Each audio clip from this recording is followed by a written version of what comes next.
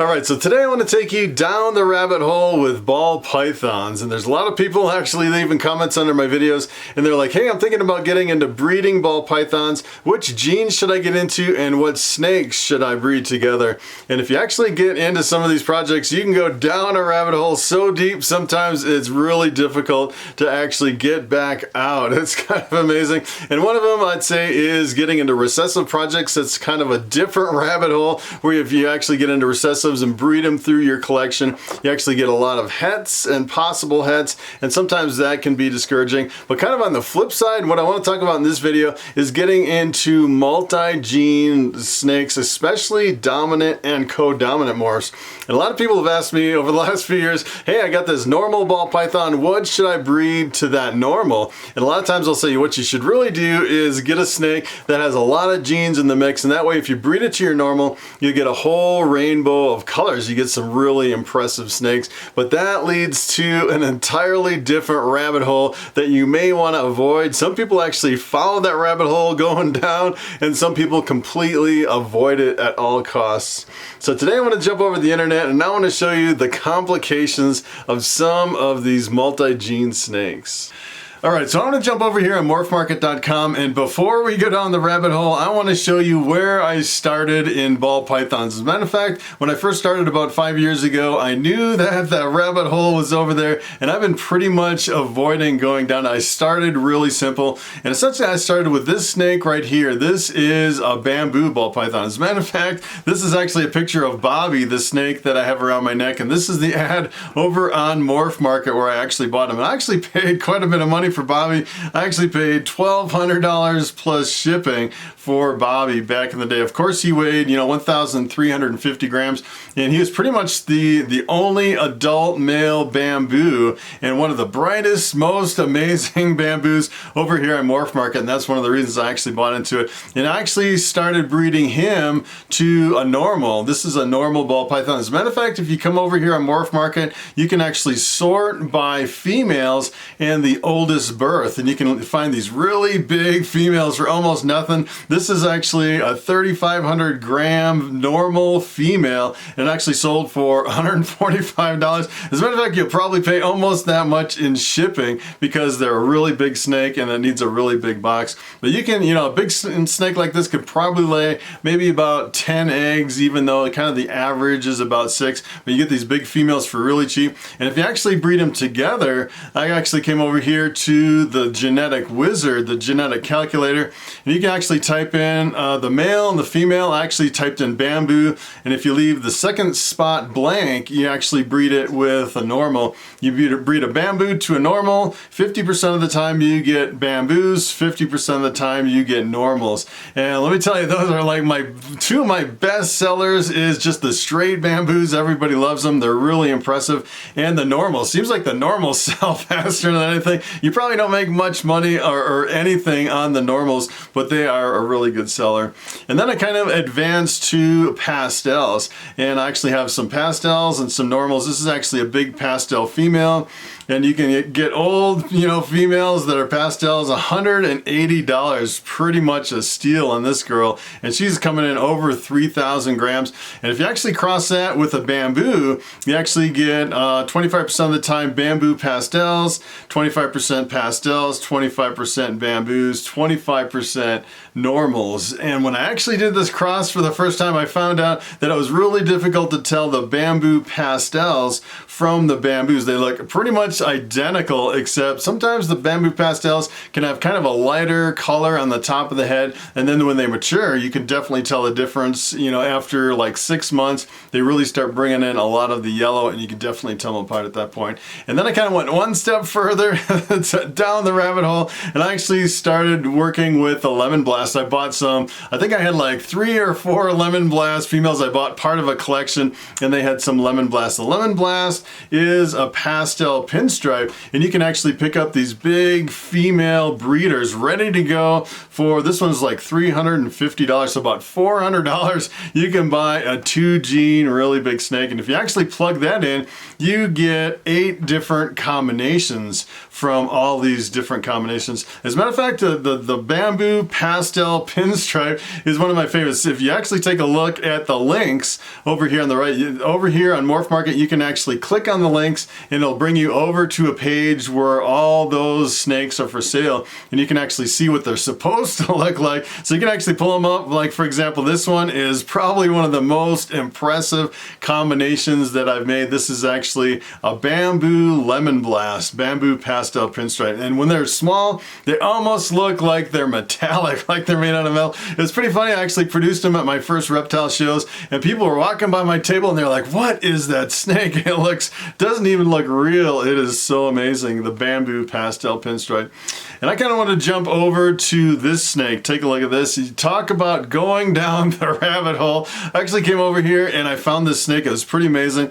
This is actually the pastel fire lesser Enchi spinner calico cinnamon. And the spinner is actually the spider and the pinstripe. If you actually take a look at the genes on this one actually has 8 genes in the mix, which is pretty incredible. As a matter of fact, I looked at the price on this one. This kind of blew me away. This price was only $700, which is pretty amazing for an 8 gene combo. And this is pretty much the most genes that I saw over here on Morphmarket that are all co-dominant and really pretty much an obvious gene. You know, some of the really subtle ones, like if you have asphalt or gravel or yellow belly, sometimes it's really hard to pick them out of combinations unless you actually prove them out. And I wanted a snake that had all really obvious genes and that were all co-dominant. So as a matter of fact, if you bred this to a normal, in theory, you could actually reproduce this snake. And take a look at this. I actually plugged it in and calculated it. If you actually took this snake with all these genes and you bred it to a normal, you would actually get 256 possible offspring, and only one would reproduce with the 8 genes. You'd have a 1 in 256 chance that you would actually get this. As a matter of fact, there's several ways you can actually do this combination. You can take this 8 gene combo, breed it to a normal, or what you could do is you could take 2 4 gene combos and breed those together and kind of get the same results. So you can go either way. Sometimes it's a little bit cheaper if you actually get 2 4 gene combos versus one of the 8 gene combos and kind of breed it. And you can see this 1 in 256 chance that you actually reproduce the parent. But take a look at this. So I actually found this over on Morphmarket. I was thinking, you know, if I actually had that snake and I wanted to breed it to something, pretty much my 2 favorite genes that I would want to work into a project like this, I would want to use the bamboo and the banana. And I couldn't believe when I found this snake. This is one of the most amazing combos with just 2 genes breeding it to that snake. And this is actually a female. This looks almost exactly like Bobby, only like a blazing yellow color. So awesome. And I was like looking at the price of this. This one only sold for $800, which is pretty amazing for a combo like this. This is possible yellow belly. I'm not sure yellow belly is in the mix or not. And sometimes they'll list yellow belly, but they're not 100% sure. So I got to thinking, what if we breed that 8 gene combo to this banana bamboo female? Take a look at this. I actually plugged it into the calculator, and actually there's actually 1,024 different offspring. Talk about going down the rabbit hole. And the problem is you know, if you actually did this combination, you actually bought those 2 snakes, you could buy those 2 for probably less than, you know, $2,000, but you can actually make, you know, pretty much an unlimited amount of a whole rainbow of colors. And at first glance, it kind of sounds good. It's like, yeah, I want to go down that rabbit hole and I want to make all these amazing combos. But the problem is that if you actually breed these 2 together, you actually get this snake. Take a look at this. You actually get, if you actually just kind of put blinders on and don't even look at the title and the genes in here, and you get this almost solid yellow snake with this interesting line right down the top of the snake. You start scratching your head thinking, all right, what is this gene? You know, what are the genes in the snake? And you start looking, all right, it's yellow. It could have banana, but you look at the title on here and it's like, this is actually one of the combos you'll get and it doesn't have banana in it. And as a matter of fact, if you actually bred this, you start looking back at your possible combos. And the first thing you'll notice is over here on the right, a lot of these 9 and 10 gene combos. As a matter of fact, if you get above like 5 or 6 genes, most of them don't have links where it's never been proven before, and you start asking around and nobody knows what the genes are and what the possible combos are, and you start telling people, hey, there's 10 possible genes in the snake. And I wanted to show you this. This is, let me tell you, this is the rabbit hole right here. I want to scroll down this page right here just to show you how deep the rabbit hole is with all these genes and all the possible combinations. This is 1,024 different combinations, and it just goes on and on and on. You take that snake and you try to hold it up against a list like this, and let me tell you, it takes a long time to figure out what the genes are in that snake series. Right here, we're only at like 5 genes. We're about halfway through the list of possible combinations when it comes to trying to figure out what that is, what's actually in that snake. As a matter of fact, I've seen a lot of people go down this rabbit hole, and a lot of times they'll have like 10 possible genes, and most of the time I actually watch them and they're like, I think this might have banana or enchi or calico, and they're getting to the point where if you watch them really close, most of the time they are just guessing. And look at this. This is the bottom of the list, and you get to the point where, you know, the people that are down this rabbit hole and they start saying there's, you know, these 6 genes in the snake. I get to the point where, you know, I almost know for sure that they're guessing because there's so many possible combos and they're so deep down the rabbit hole that, you know, I kind of take it with a grain of salt as far as the identification of some of these snakes. As a matter of fact, if you go all the way back up to the top, one of the things you really have to watch if you decide to go down this rabbit hole is that, you know, if you're actually plugging in all these genes between the male and the female with the multi-genes, one thing you really want to watch out for is the blue-eyed leucistics or the completely black snake. So, for example, instead of a banana bamboo, if I would have chose like something like a black pastel lesser or something like that. So keep in mind, if I actually had a black pastel and the black pastel mixes with the cinnamon to give me a completely black, patternless snake, it would be jet black snake. And the problem is if you actually have a completely black snake, it masks all the other genes. And you're talking about, you know, if you actually breed them together, 25% of the time you get an all black snake, and in this case it's like 256 different combos that are completely black and you can't see any of the other genes in there. And if you actually did lesser with something like, you know, Mojave or something like that. As a matter of fact, this is actually, I just realized this is not a good combo because we have lesser and bamboo that are in the same mix. I just noticed this, and that would make an all white snake. That means there's 256 snakes in here that are going to be all white, and you won't be able to see all the other genes and all the combos. So it's almost impossible to know what you have in those snakes. And if you actually had like a black pastel bamboo or something like that, you would have half the snakes either be black or white, which means you have, you know, over 500 snakes that you'd actually you really couldn't tell what the genes were in those 500 different combinations. So a lot of people, when they're actually going down this rabbit hole, they actually completely avoid all the white snakes and the black snakes with the blue-eyed leucistic, or, you know, the cinnamon and the super black pastel and stuff like that. So you kind of have to watch what you're doing. It's really difficult to actually figure out, you know, what the snakes are and then try to avoid, you know, all of the, especially if you're doing like lethal genes or something like that. You wouldn't want to breed like spider to spider or something like that. You have to really be careful when you're picking your genes for these rabbit hole projects.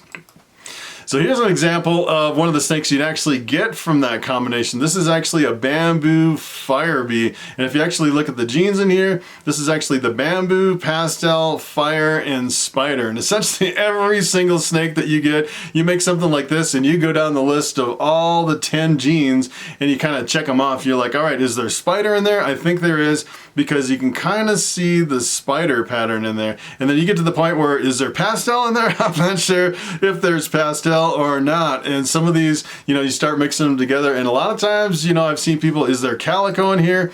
It's like, I don't know. It almost looks like there could be calico because it's from the breeding, but it's not listed over here. Let me tell you, you'll spend most of your time trying to figure out what snakes you have and what genes are in the snakes versus just like when I produce, you know, a bamboo with a normal and half of them are bamboo, half of them are normal, and I know for sure exactly what I have. So let me tell you, you can actually produce some really amazing combos. It's kind of a double-edged sword because it's just so overwhelming as far as trying to figure out what everything is in there. And a lot of people say, all right, I know for sure this is a bamboo and a spider, and maybe it has some pastel in there. And a lot of people just kind of leave it at that and say, all right, there's possible these other 7 genes in the mix, which gets really complicated in some cases. But you can make some really amazing combos. I kind of pulled this one out, and I was actually looking through some of the different combos and clicked on some of the links that were available, and you produce something like this, and the first thing I was like, is there really bamboo in here? You know, it's like kind of a flip of a coin as far as, especially when you mix bamboo with spider and calico, and you get this really reduced pattern, and it almost looks to me like there's bamboo in here. And looking through some of these, you know, there's no bamboo in this one. I'd probably get a lot of the identification wrong if I was actually getting into some of these rabbit hole projects. All right, so it is time for the question of the day. And Gabriel Sukuri asks, what are the best snakes to breed with my normal ball python? And that is a very good question. As a matter of fact, that's probably one of the most popular questions that people ask. What should I breed to my normal? And I would say probably the best thing to do is get a snake with maybe 2 or 3, maybe a maximum of 4 dominant or co-dominant genes in the mix. And I'd probably pick out genes that are really easy to distinguish, maybe something like banana or enchi or maybe pinstripe or something like that, where it's really visually dominant. You could definitely see them in the offspring, and you know pretty much 100% of the time exactly what genes are in the mix in your offspring. I'd say it's probably one of the biggest sources of frustration, especially if you're just starting out and you produce a whole bunch of snakes and nobody can tell you exactly what the genes are in that snake, and can be really frustrating, especially starting out in ball pythons. So that is pretty much it. Thanks for watching, and I will see you in the next video.